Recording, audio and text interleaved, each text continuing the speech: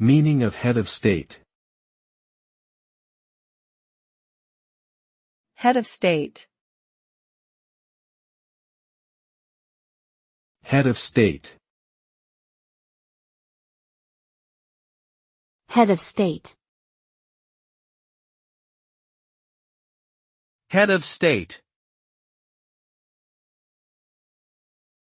The head of state is the highest-ranking official in a sovereign state or country. This person represents the unity of the state and serves as the symbol of its power and authority. Heads of state typically perform ceremonial and symbolic duties, such as taking part in state visits, receiving foreign dignitaries, and representing their country at international events.